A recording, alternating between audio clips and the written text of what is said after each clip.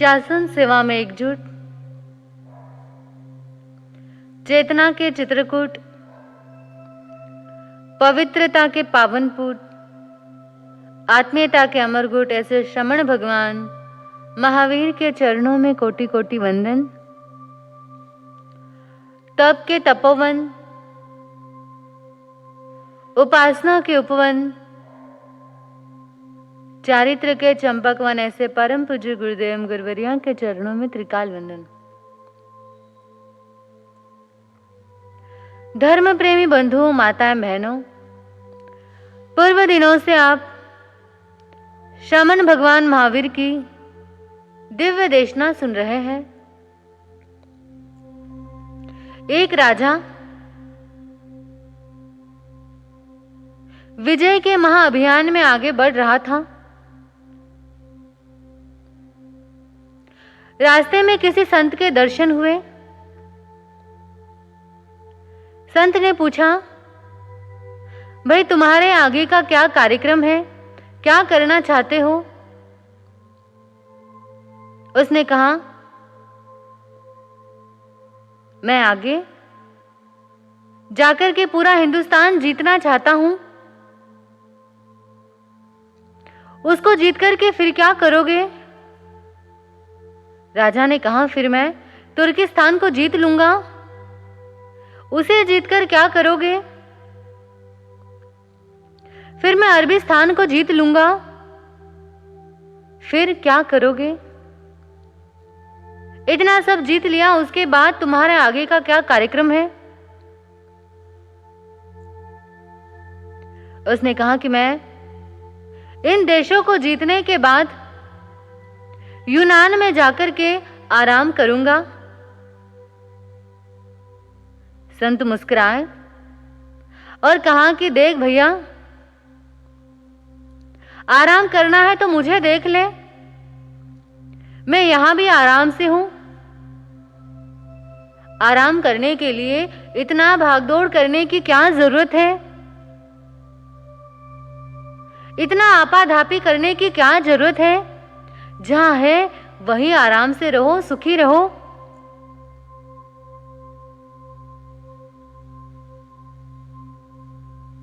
आज बात है आराम की। हर व्यक्ति अपने जीवन में आराम चाहता है। कोई संसार में ऐसा नहीं है कि आराम करना ना चाहता हो। लेकिन प्रश्न यह है कि क्या आराम मिलता है? आराम किससे मिलता है?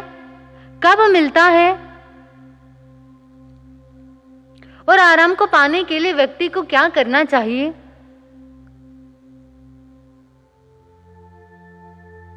थोड़ा काम कर लिया, व्यक्ति सोचता है नहीं, अब मुझे रेस्ट करना है, आराम करना है, शरीर को शांति देनी है।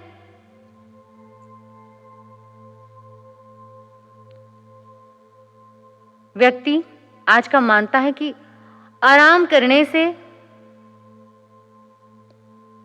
मन को शांत रखने से जीवन में आनंद आता है, सुख मिलता है। लेकिन आराम वास्तव में कहां है? कभी इस पर विचार किया है? बाहर की सारी सुख सुविधाएं मिल गई, लेकिन फिर भी मन में चैन नहीं है, आराम नहीं है, व्यक्ति सुख से सो नहीं पा रहा। और कई लोग सारी सुविधाएं होने के बाद भी नींद नहीं आती, गोलियां लेते हैं, फिर भी नहीं आती। तो व्यक्ति की क्या स्थिति बनती जा रही है? आराम साधन में है या मन में? सबसे बड़ा सवाल यह है। व्यक्ति साधन में आराम को खोजने का प्रयास करता है, लेकिन फिर भी उसे वो आनंद नहीं मिलता। लेकिन भीतर में आराम है। जब हम अपने मन को विश्राम देंगे तभी तो हमें आराम मिलेगा। बाहर की असुविधाओं को हम तुरंत सुविधाओं में बदल देते हैं, लेकिन भीतर की अशांति को हम बदल नहीं पाते। भीतर जो द्वंद्व चल रहा है, जो कार्य चल रहा है उसको रोक नहीं पाते। संसार में देख लो, आप रहते हो, ठंड लग रही है आपको, थोड़ी असुविधा हो गई, ठंड लगने लगी, दरवाजा बंद कर दिया, हीटर ऑन कर दिया, कंबल ओढ़ लिया, ठंड से मुक्ति हो गई। ये असुविधाएं थी, आराम नहीं हो रहा था तो हमने आराम कर लिया। गर्मी लग रही है, ऐसी लगा दी, ठंडक हो गई।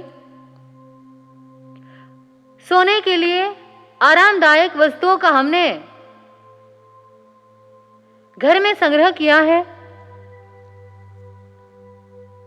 आरामदायक गद्दा लगा दिया, रूम को अपने मन के अनुसार बना दिया, घर को अपने मन के अनुसार बना दिया। कपड़े पहनने हैं, आरामदायक कपड़े पहनने हैं, कौन से मौसम में कौन से कपड़े पहनने हैं,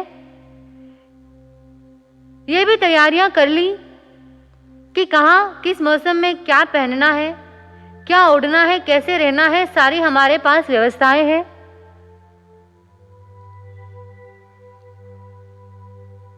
और भोजन की भी व्यवस्थाएं अच्छी कर ली, किस समय क्या भोजन करना है, अच्छे से अच्छी वस्तुओं को खाना है। सारी सुविधाओं में आराम ढूंढ लिया, लेकिन फिर भी व्यक्ति को आराम नहीं मिल पा रहा है। तो यह आराम आखिर है कहां? कभी सोचा है क्या स्थिति होती है व्यक्ति की? कोई राजमहल में रोए, कोई पर्ण कुटीर में सोए। कोई व्यक्ति राजमहल में रह के भी रो रहा है, उसे वहां भी आराम नहीं है। और जिसके मन में आराम है, जिसके मन में संतोष है, वह व्यक्ति खुले आसमान के नीचे रहता है। बिना किसी सुख सुविधाओं के भी वह आनंद में मिलेगा, खुश मिलेगा। फर्क कहां आता है? फर्क सुविधाओं में नहीं, फर्क व्यक्ति के मन में, विचारों में आता है। आराम व्यक्ति को सुविधाओं से नहीं मिलता, मन की शांति से आराम मिलता है। इस बात को व्यक्ति को समझना पड़ेगा।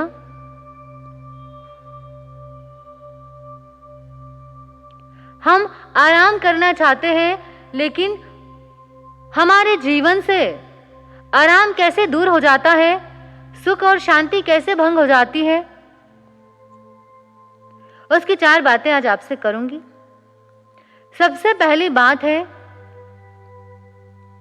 आक्रोश आना,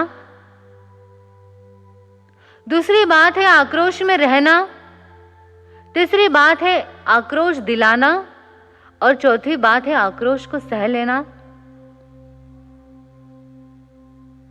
आप आराम से बैठे हो, शांति से बैठे हो, लेकिन आपके आराम को कोई एक पल में छीन सकता है। किसी ने कोई कटु शब्द बोल दिया तो वहां पर व्यक्ति को आवेश आ जाता है, आक्रोश आ जाता है, व्यक्ति आपे से बाहर हो जाता है। जब आप आक्रोश में रहते हो, आवेश में रहते हो, तब जीवन में आराम रहता है क्या? तब जीवन में आप आराम से रह सकते हो? जब आपको क्रोध आता है तब आप शांति रख सकते हो? आप कहोगे महाराज आराम की तो बात ही मत करो, जब हमें आवेश आता है तो सारा आराम हराम हो जाता है। तो ये स्थिति जब व्यक्ति की बन जाएगी तो उसे चाहे कितनी सुविधाएं दे दो, चाहे कितने अच्छे से अच्छे साधन दे दो,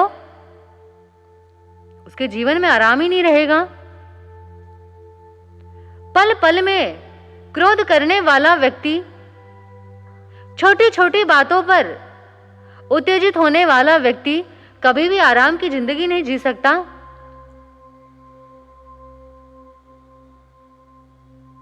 यह हमारा जीवन है। हमारे जीवन में कुछ अच्छे प्रसंग भी होंगे, बुरे भी होंगे, कुछ अच्छी घटनाएं हो सकती है, कोई अच्छा बोल सकता है, कोई बुरा बोल सकता है। इन सब से यदि व्यक्ति प्रभावित हो जाए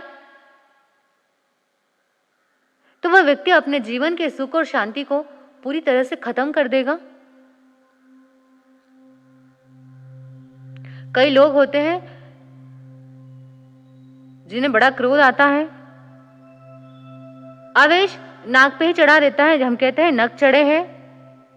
इनके नाक पे ही गुस्सा होता है। कई सारे लोग ऐसे होते हैं, उनको बस थोड़ा सा निमित्त मिलने की जरूरत है, आग बबूला हो जाते हैं। कई तो बिना निमित्त के भी, बिना कारण के भी हमेशा ही क्रोध में रहते हैं। ऐसे व्यक्ति के जीवन की क्या स्थिति होगी, कभी सोचा है? जीवन में सुख नहीं, शांति नहीं, चैन नहीं, बस मन ही मन जलना है, भूनना है, कूड़ना है, बस यही जीवन है। और जब कभी प्रसंग आए तो अपने आवेश को लोगों के सामने प्रकट करना है। यही कार्य जीवन में शेष रह जाएगा तो जीवन में हम आराम को कैसे प्राप्त कर पाएंगे?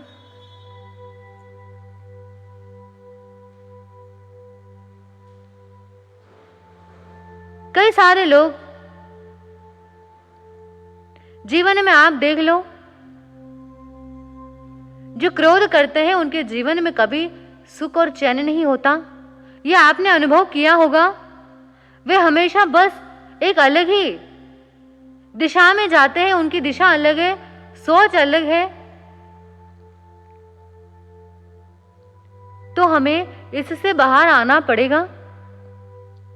पहली बात है आवेश में आना, कि जब हम इसको कम करेंगे, हमारे जीवन से आवेश कम हो जाएगा, तब हमारे जीवन में आराम आ सकता है। आवेश में दूसरी बात है आवेश में रहना,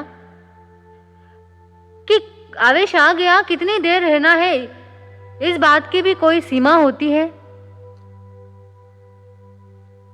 कि गुस्सा आ गया कितनी देर रहेगा, कुछ तो उसकी अवधि होगी। कई सारे लोग तो 24 ही घंटे गुस्से में ही रहते हैं, जब देखो तब उसी मूड में रहते हैं, किसी से सीधे मुंह बात नहीं करेंगे, जब भी करेंगे बस बरस जाएंगे।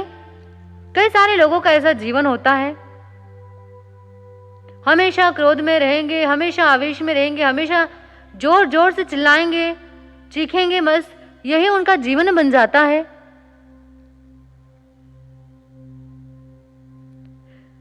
तो विचार करना है कि हमें क्रोध किस वजह से आया है, उसे कब तक रहना है, किस कारण से आया। कई सारे लोगों को कुछ निमित्त मिलता है, कारण मिलता है तो आवेश आता है। ठीक है, निमित्त मिल गया, हमने क्रोध कर लिया, लेकिन जब वो निमित्त खत्म हो गया तो उसके बाद तो हमारे जीवन में सुख और शांति होनी चाहिए कि नहीं। सुबह आपको चाय चाहिए थी, चाय लाके घर के सदस्यों ने आपको दे दी, चाय में चीनी कम है, आपको क्रोध आ गया, लेकिन थोड़ी देर बाद अंदर से एक व्यक्ति आया, उसने कहा भाई इसमें चीनी डालना भूल गए, लो डाल दी। चीनी नहीं थी, क्रोध आ गया, ठीक है, अब चाय में डाल दी, अब तो शांति रखना है कि नहीं। अब भी क्रोध करेंगे फिर क्या होगा? बिना निमित्त के क्रोध करने वाला व्यक्ति बात पकड़ने का आदी हो जाता है। किसी एक बात को पकड़ लिया तो उसी को बरसों तक पकड़ के रखता है, क्योंकि उसे क्रोध करने के लिए किसी निमित्त की आवश्यकता नहीं, वह हमेशा उसी में रहेगा। तो समय सीमा अवधि निर्धारित करनी पड़ेगी कि जीवन में आवेश हमारे किसी प्रसंग से आया है तो वो प्रसंग हो चुका है, उसके बाद तो हमें उस बात को भूल जाना है, उसके बाद तो हमें सुख और शांति से जीवन जीना है। दूसरी बात है कि आक्रोश आने के बाद वह कितने समय तक रहना है, हमें इसका विश्लेषण करना है और समय को हमें बिल्कुल मर्यादित करते जाना है, तभी तो हम जीवन में आराम से रह पाएंगे। नहीं तो सब कुछ सुख चैन सब चला जाएगा इस आवेश के चक्कर में। तीसरी बात है आक्रोश दिलाओ मत, कि किसी को भी आक्रोश मत दिलाओ, कई सारे लोग होते हैं कि जिन्हें लोगों को गुस्सा दिलाने में बड़ा आनंद आता है। जो काम सामने वाले को नहीं पसंद वो काम जानबूझ करके करेंगे, सामने वाले को उकसाएंगे और उसे आवेश दिलाकर रहेंगे। ये प्रवृत्ति ठीक नहीं है, इसे बदलना होगा। कई सारे लोग आग लगाने के आदी हो जाते हैं। कुछ ऐसी बात कहीं जाकर के बोल करके आ जाते हैं कि वहां बस संघर्ष शुरू हो जाता है। तो हमें आग लगाने का काम नहीं करना है, आग बुझाने का काम करना है।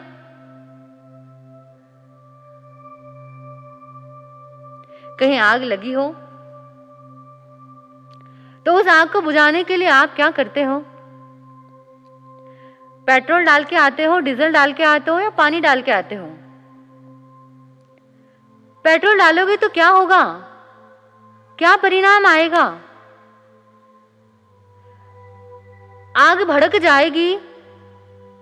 और यदि पानी डालोगे तो वो आग जो बड़ी हुई है वो आग शांत हो सकती है। तो हमारे जीवन का व्यवहार ऐसा होना चाहिए कि हमारे व्यवहार से किसी को आवेश ना आए और दिलाने का प्रयास हम ना करें। जब हमें पता है कि हमारा नेचर अलग है, सामने वाले का नेचर अलग है, हमारा दृष्टिकोण अलग है, उसका दृष्टिकोण अलग है, हमारी रुचि अलग है, उसकी रुचि अलग है, तो फिर अपनी बातों को दूसरों पर थोपने की कोई हमें आवश्यकता ही नहीं है।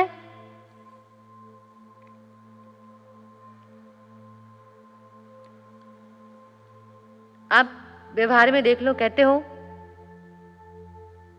कि जब आप छोटे थे तब आपकी माँ आपसे कहती है कि बेटा देख, तेरे पिताजी बड़े गुस्से वाले हैं, उन्हें बहुत जल्दी गुस्सा आता है, तो तू उनके सामने ये बात मत करना, उन्हें अच्छा नहीं लगेगा, बुरा मान जाएंगे, क्रोध आ जाएगा। तो हम वहां पर ख्याल रखते हैं, हमें पता है कि सामने वाले व्यक्ति को किस बात से क्रोध आता है, किस बात से वो आग बबूला हो सकता है, तो वो कार्य हम ना करें। जो व्यक्ति ख्याल रखता है कि भाई इसके सामने ये मत करो, जहां ख्याल रखा है तो वहां बात सुलझ सकती है, और जहां हमने ख्याल खो दिया तो वहां बात उलझ सकती है, बिगड़ सकती है। हम जिनके साथ उठते हैं, बैठते हैं, रहते हैं, जिनके साथ हमारा बोलना चलना है, तो व्यक्ति को सबसे पहले उनके नेचर को समझना जरूरी है कि सामने वाला क्या चाहता है, सामने वाले का क्या स्वभाव है, वो किस बात से खुश हो सकता है, किस बात से नाराज हो सकता है, किस बात से वो क्रोध में आ सकता है। जब हम सामने वाले के स्वभाव को जान जाएंगे तो फिर हम वहां पर सावधान हो सकते हैं कि भाई इस व्यक्ति के सामने ये बात मत बोलो, इस व्यक्ति के सामने ये कार्य मत करो, व्यर्थ में उसको क्रोध मत दिलाओ। तो ये तीसरी बात है कि हम जानबूझ करके किसी को आवेश ना दिलाएं, क्रोध ना दिलाएं, और जहां क्रोध है वहां पर हम और आग लगाने की कोशिश ना करें। और चौथी बात है आक्रोश को सह लेना। सामने वाला व्यक्ति आवेश में है, आपे से बाहर है, अब आप उसको कितना भी कुछ बोलने की कोशिश करोगे वो नहीं मानने वाला, तो उस समय क्या करना है, शांति से सुन लो, थोड़ी देर की बात है, इसका आवेश ठंडा हो जाएगा, फिर ये शांत हो जाएगा। थोड़े समय के लिए हमें शांति को धारण करना है, सामने वाले के क्रोध को बढ़ाना नहीं है, उसे वहीं पर ये अगर खत्म करना है तो हमें चुप रहना पड़ेगा, शांति रखनी पड़ेगी। और वहां अगर हम प्रतिकार की भावना रखेंगे तो फिर वह बात आगे बढ़ती ही चली जाएगी। तो हमें जीवन में 4 बातों को ध्यान रखना है, तभी हम अपने जीवन में आराम से रह पाएंगे, जीवन में शांति से रह पाएंगे और भगवान के सिद्धांतों पर अवश्य चल पाएंगे। इतना ही बोलकर बोले भगवान महावीर स्वामी की जय। बोले परम पूज्य गुरुदेव जयंत दिवाकर चौथमल जी महाराज साहब की जय।